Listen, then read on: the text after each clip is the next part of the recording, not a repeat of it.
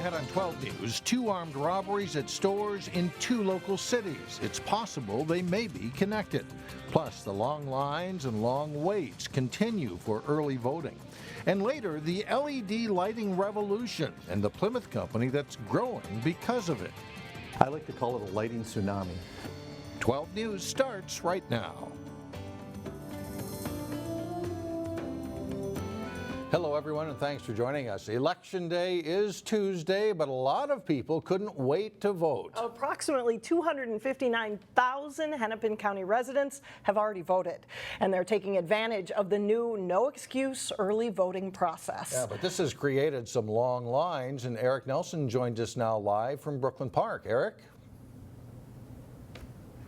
Yeah, Mike and Alex, I have been at voting places today in Brooklyn Park and Maple Grove. I've discovered that voters not only need to be informed, they need to be patient. Voting early has led to some extremely long lines.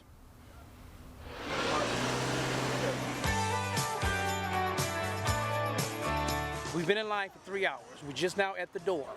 And we're being told that it's only one person working, and it'll be approximately another 2.5 to 3 hours before we actually get the verdict. Wow. Tom Petty was right. The waiting is the hardest part. Residents in Brooklyn Park found that out the hard way Monday as they flocked to the city's early polling location to cast their votes.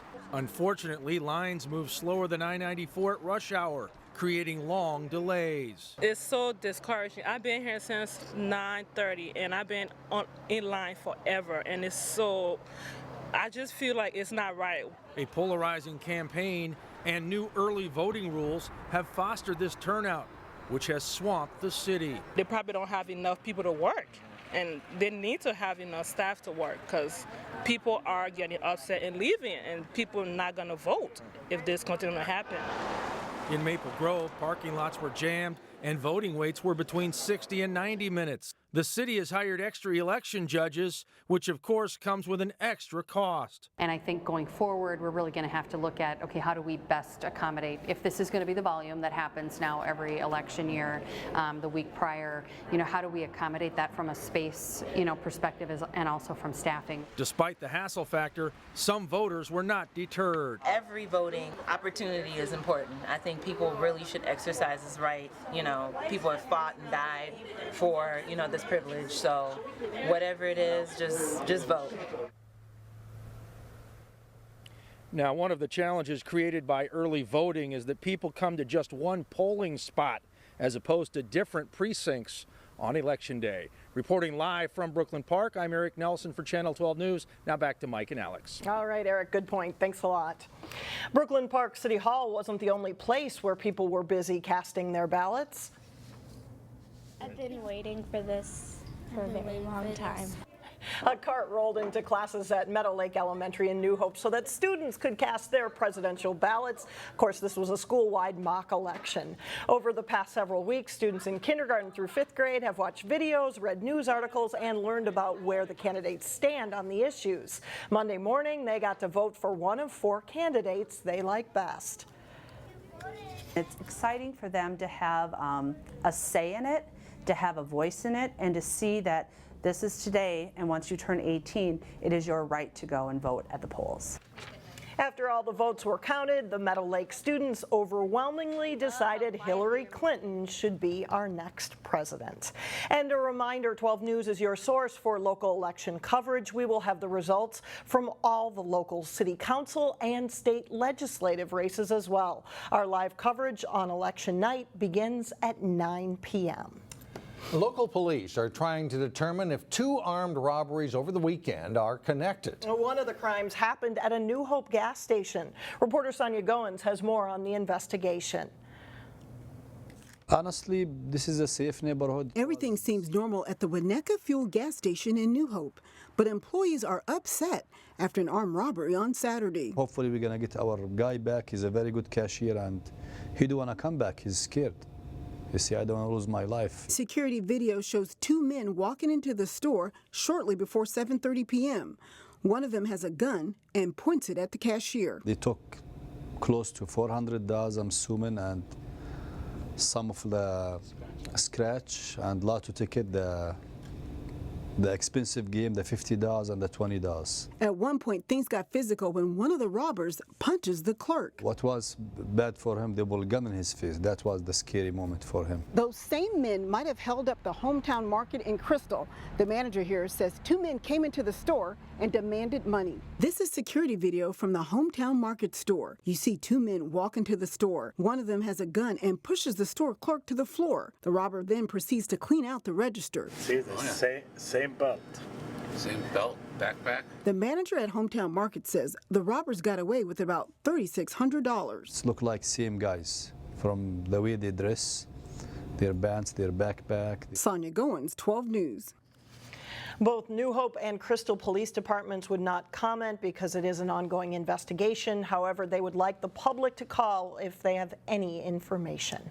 This week, Golden Valley residents can learn more about a level 3 sex offender moving into the community. Police are holding a notification meeting on 42-year-old Delano Lampley. Lampley has a history of criminal sexual contact with teenage girls. In those cases, police say Lampley knew the victims. The meeting on Lampley will be held Wednesday at 6:30 p.m. at the Purpose Center for Arts Education. Golden Valley Police and Corrections Department officials will be available to answer questions. Maple Grove Police are the latest to carry a drug to help in the battle against heroin and opioid overdoses. All officers are now carrying the antidote Narcan in their medical equipment bags. Captain Dan Wills says the city is not immune to the heroin epidemic in the metro area, and he says carrying Narcan will save lives. It's a nasal applicator.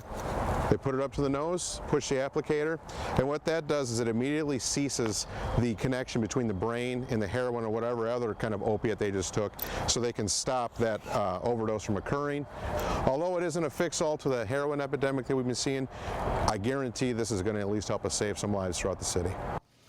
In the first 8 months of this year, there were 44 heroin deaths in Hennepin County.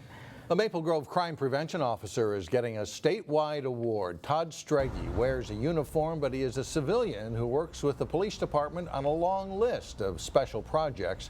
He worked on the city's crime-free rental housing ordinance, but his work also includes organizing National Night Out, Neighborhood Watch, and even car seat training for parents. A lot of it is being proactive. Unfortunately, a lot of police work is reactive, but the crime prevention is the side of it that strives to be proactive, to recognize a risk or a problem and approach it and, kind of deal with it with a common sense point of view. For his work, Streggy has received the Practitioner of the Year award from the Minnesota Crime Prevention Association. After 2 years of construction, some relief for drivers on two major highways. In Plymouth and Maple Grove, the 494 project is now complete. Construction crews added a third lane between Highway 55 and the Fish Lake interchange. It had been the corridor's last two-lane stretch. The 494 project also included bridge repairs and concrete pavement reconstruction. And the long wait is also over for drivers on Highway 100. The reconstruction project through St. Louis Park has wrapped up, but don't get too used to the relief. Highway 169 road work from Golden Valley to Minnetonka begins in January. Coming up, the big business of changing light bulbs. See how one Plymouth company is growing with the LED revolution. And later in sports, Champlin Park and Maple Grove survived close calls to advance to in the prep football playoffs. But first, breaking a Twin Cities record. We may not see freezing temperatures until the weekend. This next story is one of growth, business growth. A Plymouth-based energy management company is growing rapidly, thanks in large part to the proliferation of LED lighting. In this week's Business Matters, a look at the impact of this lighting revolution. At the Plymouth-based Offices of Energy Management Collaborative, LED lighting means one big thing: growth. I like to call it a lighting tsunami. This business is I've never seen anything like it. To understand why this company is rapidly expanding and adding more than 50 jobs in the new year, you need only go back 2 years. 75% of what we did in 2014 was this type of lighting that we were installing. 2 years ago, the Plymouth company was working to convert hundreds of Best Buy stores to fluorescent lighting, reducing energy by 50% and saving Best Buy millions of dollars. This year, 100% of the work Energy Management Collaborative is doing is with LED lighting, working with Fortune 500 companies such as Best Buy, Target, and O'Reilly Auto Parts on proposals to convert store lighting again. The payback on these projects is extremely quick. We generally see 1 to 3 years on a return on investment. The energy savings alone with LED lights is astounding. Consider this. The old incandescent light bulb produced 90% heat and 10% light. With LEDs, it's 85% light and 15% heat. And the technology with LED lighting still hasn't reached its peak in terms of what it can produce and do. You can change the color of the lamp, so this has more blue content now. If you like a little more funky look, you can change different colors and have the lights pretty much have any light spectrum that you would like. For CEO and President Jerry Johnson, the LED lighting revolution means his company will keep saving billions of kilowatt hours of electricity in its work, helping other business giants cut their energy expenses. And coming up, something really exciting that has never happened before at Providence Academy. But first, Champlin Park and Wayzata play for a section volleyball title. John Jacobson has that and more next in sports. Champlin Park and Wayzata were two of the best volleyball teams in the state all season. The Rebels and Trojans played for the Section 5 3A title for a second straight year. First set, Wayzata's Morgan Ballfield blocks the attack by Sidney Hilly. For Wayzata point, the Trojans win the first set 25-17. Second set and the roles are reversed. Hilly gets up and blocks Ballfield for a Rebels point. Champlin Park wins 25-16, evening the match at 1. Third set, Wayzata's Kate Berg with the off-speed hit down the line for a point. The Trojans take it 25-20 and they go ahead 2-1. Champlin Park stays alive in the fourth set. Allie Miller and Izzy Ashburn get up here for the block. Rebels win 25-21, tying the match at 2. Rebels fans going crazy as we go to the fifth set. And this one goes right down to the wire. 2 saves on a ball here for the Rebels, returns it over to the Wayzata side. But the Trojans' return lands out, and Champlin Park wins 15-13 in the fifth set, and they win their third straight section title. The Rebels are the number 2 seed for the Class 3A tournament and meet Roseville at 11 o'clock Thursday morning at XL Energy Center in the state quarterfinals. Hopkins was also looking to get back into the state 3A tournament when they played for the Section 6 title. Bloomington Jefferson, the Royals' opponent, off the Jaguars serve. Tara Lee sets it to Jasmine Martin for the kill. And Hopkins prevails 25-15 in the opening set. Second set, the Royals get the ball to Anna Erickson, who hammers it off the defender for a point. Royals take it 25-19, and they are up 2-0 on the Jaguars. Watch the quick transition from defense to offense for Hopkins as Martin puts it away here. Hopkins is headed back to the state tournament as they sweep Jefferson. Third seed Hopkins will take on Moorhead in the state Class 3A quarterfinals Thursday at 11 a.m. The state cross-country meet was Saturday, and 2 local teams capped off strong seasons. The warm November day for the state meet at St. Olaf College in Northfield. Patrick Rudes of Edina is the boys' winner with a time of 15 minutes, 36.4 seconds, with Wayzata's Khalid Hussein taking second place. Hopkins' Seth Eliason is fourth. Maple Grove's Alex Miley collapses, has to crawl across the finish line. He finishes 5th overall for the boys. Wayzata wins the team title with the Crimson finishing in 3rd. Now to football, where a couple of local squads survived close calls to advance in the state 6A tournament. Maple Grove down early 6-0 against Edina when the Hornets will strike again. Brock Boltman to Parker Rickard. He spins away from the Crimson defenders to score. The Hornets had a field goal and build a 17-0 lead on the Crimson. Maple Grove battles back. Midway through the second quarter, Brad Davison hits Kai Carlson, and he dashes into the end zone. Maple Grove is in the 17-6 at half. In the final seconds of the third quarter, same score, Davison to Jack Dugan. He's got a little room, and he'll hit him for the touchdown here. The Crimson pull within 17-14. After converting 2 huge 4th down plays on a late drive, Davison scores the winning touchdown with 1:37 to play, and Maple Grove wins at 21-17. The Crimson now face Eden Prairie in the state quarterfinals. That game Friday at Chanhassen High School.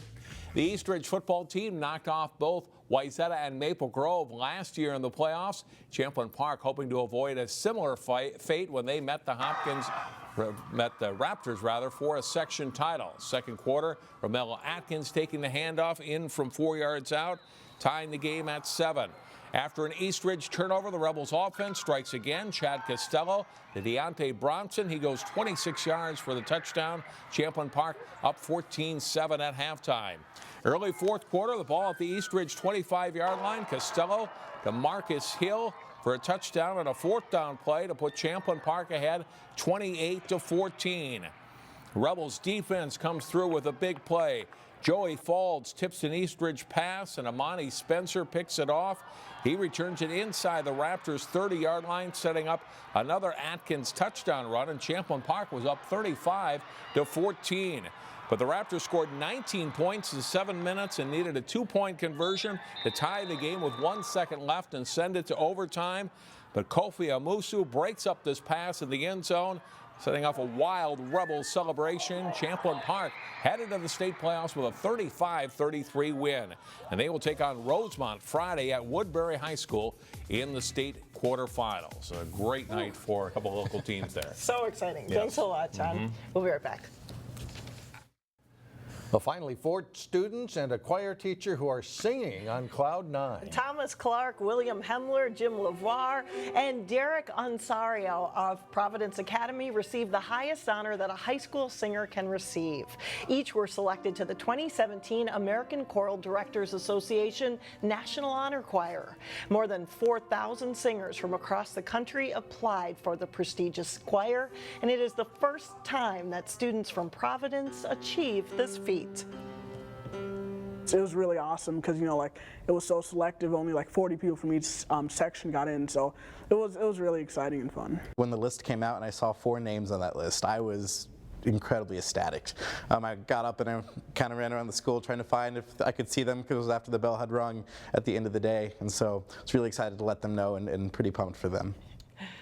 To be selected, Onsario and the others had to sing a song from Mozart. The National Honor Choir will be to perform in Minneapolis this March and will be led by a Grammy Award-winning composer and conductor. Very cool. Very good for them. That does it for us. Thanks for joining us. See you again tomorrow.